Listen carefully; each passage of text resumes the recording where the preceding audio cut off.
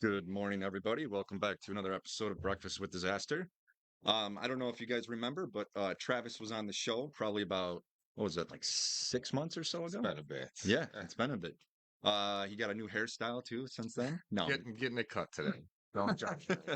Eh, Hope everybody's having a good morning. Today I kind of wanted to dig in a little deeper. I know we kind of briefly touched upon Reconstruction last episode, or actually I should say many episodes ago. So I kind of wanted to maybe just dig in a little bit deeper and kind of have some questions here for Travis that we can kind of get a better understanding of the Reconstruction side. So I thought this would be a good opportunity to do so. Um, so how are you doing though? Good. Yeah, Yeah. yeah, All right. good. Good. Busy as always, which Yeah. is a good thing. Yep. Yep. We're entering the busy season of the year too. It seems like obviously, around Yeah. this time we start really picking up. So good, good. Uh, I'm gonna just go ahead and jump right into it. Just had a few questions for Travis here. I was just curious. I wrote some of these down the other day. Can it be difficult responding to a customer who is looking to maybe get something that maybe their like insurance provider like per se wouldn't cover if they're like maybe looking outside of their means? Is that kind of like do you come across that ever, or is Yeah, it? well, the difference between the mitigation and the reconstruction side is that on the reconstruction side, you know what has been taken apart and you know it needs to be put back together. So all estimates have to be pre-approved by the insurance company before the reconstruction begins. So right there, once I get that pre-approved estimate or the estimate approved, then I have the allotted amount they're allowed for things like cabinets, countertops, flooring, something as small as a toilet paper holder or a bathroom accessory. So once I get those, then I provide those what's needed and the cost associated with that to the insured, and then I let them decide. And obviously, if they want to upgrade, they can, but it's known up front that that's going to be out of pocket. I see. So they can upgrade it if they wanted to. They Yeah. would just have to cover the additional cost. Yes. I see. Cool. I never really knew how it worked. I didn't know, but it just seems like it's all part of one budget specifically for that. hmm So, Yeah, yeah. The estimate, our estimates are very detailed. So once it's approved, every individual line item has a cost associated with all it. right, cool. Well, that was a learning experience for me. I did not know that. I just thought it was just a claim, and then they're covered up to a certain amount. Yeah. So, um, out of I know you're talking with a lot of different people, subcontractors throughout the day. But what would you say is your most like satisfying part of the job? I would say the customer at the end, as cliche as that sounds, they have the a loss happens, they have the damage, we go in there and we rip everything apart. Hmm. And then, to some degree, before the recon became big, we used to say, see you later, get your house rebuilt. And now, we're on the reconstruction side where come the end of that, I've seen what they've started in, what they've had to live through Hmm. and where we can leave them, which is a completely rebuilt house. So, they can get back Yeah. to normal, life back to normal. It's like complete vendor for all their needs almost hmm basically. Yeah. I think it would be satisfying too. Like, I don't know if you ever like happen to be driving and see something that you might have worked on. That's got to be kind of a nice feeling to kind Yeah, of, yeah, absolutely. Or, we get letters from customers just thanking us. They write reviews for us, that's very satisfying that it's not only did we complete their projects and we know that they're happy and satisfied, but Mhm. they go above and beyond to really express their satisfaction and thankfulness. Yeah, I know. I love it. I love it. Um, could you give me an example of like a construction job that was like, let's say, was very difficult to kind of finalize the paperwork? Like what was something that maybe just put a real rut in it? And like, how did you learn from it, I guess, and persevere from it? I mean, that might be something, if the insured is not familiar with their policy. Like I've got one right now where we have the pre-approved estimate from the insurance, and the customer says, "Oh, well, I want these cabinets," and I'm like, "Oh, that's more than okay. They're above your allotted amount, so you're gonna have to cover that cost." And he's just fighting me tooth and nail that. No, the insurance company is just lowballing me. Let's just buy them and they'll cover it. So Yeah.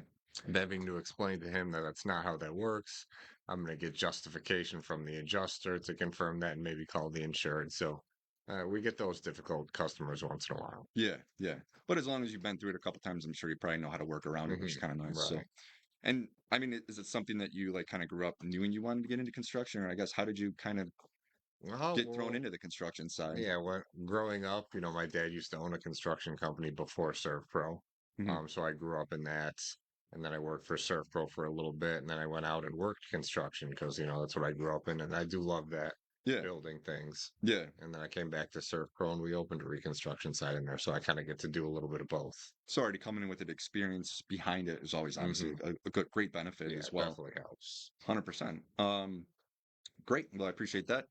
Um, I know a lot of people think, oh, you're just jumping right into the actual like reconstruction side, but like, is there a extensive amount of like things that need to happen before the work can actually begin, Yeah, or is yeah.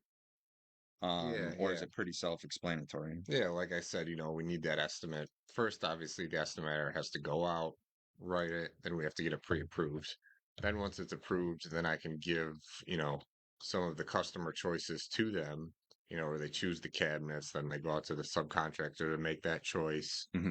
Um, you know, toilet, uh, toilet paper holder, everything and anything, cabinet knobs. Hmm. So, once we get those choices, then we can order those, and then we can start the construction process, Hmm. based on when those things are going to come in. So it Yeah. flows smoothly from beginning to end. If you had to guess, what is the average, like 1 to 3 months kind of Yeah, range? I mean, it's usually just a couple weeks in order for the estimate to get written and approved. Then we can kind of begin work as the choices are being made and those are getting ordered.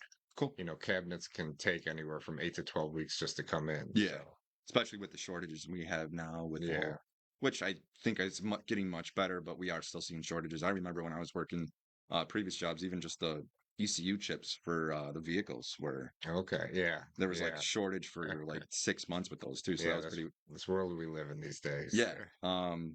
Once an abundance of everything, now everything is in high demand. So, Hmm. and I wanted to touch note on this too, because we do live in Buffalo and we have absolutely horrible weather during the wintertime.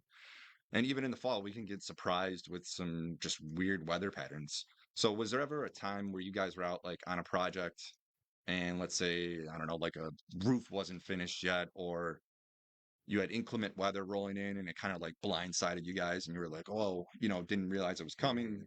Did you ever experience anything like that where it kind of impacted the job where it maybe put it off a couple of weeks or so, or Yeah, I mean nothing like that. I mean the few things that might happen is obviously, the source has to be fixed before you guys even do the mitigation. So yeah, it's definitely fixed for the recon, but we've had, some reconstruction projects where mid-project or even near the end, yeah, we've had another pipe burst and reaffect everything. So we basically had to start over. yeah, and then you take a Um, loss on that too. yeah. And then there's also times, where we're so inundated on the mitigation side that we maybe pause the reconstruction side for a little bit so those Sure. guys can go over and help the mitigation team and then Yeah. we'll resume Kind of reconstruction. just prioritizing what's Yeah, necessary at the moment yeah, because you almost have to absolutely. be ready to for a change at any time. Like, your Right. plans couldn't don't ever think they're going to go Yeah. exactly as planned. I'm Yeah, that assuming that's that is right. our industry. Yeah. Yeah. So, no, I appreciate that as well. I think we already kind of touched base on this one. I don't want to really spend a whole lot of time. We talked about the countertops and how they do things like Hmm. that. Um, yeah, so we kind of touched on that too. I'm just curious, like, what do you enjoy doing outside of work? Not, Oh, well, throwing a question that throwing a wasn't on there. turnball. Yeah. Honestly, yeah, work is cliche as this might sound, it's just so much, and so dedicated. I just like to relax, maybe go out and have a drink or two, or even do some working out. Yeah, yeah, Gotta stay in shape. I'm getting old. yeah. Me too. I'm gonna be approaching here 40 here soon, so I'm Yeah, kind of freaking I'm out as already well. there, and it's All right, guys. Well, if anybody has any other questions for Travis too, feel free to drop it in the chat, or you could send myself an email if you need to as well. Without further ado, I think we'll jump right into the wheel spin. oh, Let's exciting. let's get that going here.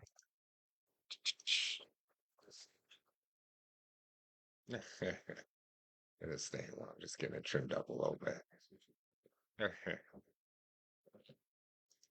All right. Erica. Oh, I'm gonna keep it long, Erica. It's just getting trimmed up a little bit, just tightening it up for the wedding.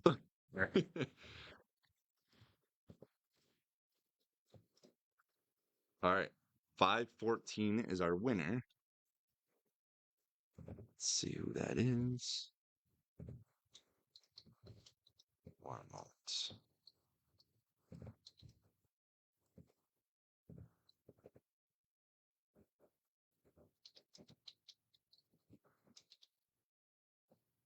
Thomas Mason from Howard Hanna. Congratulations.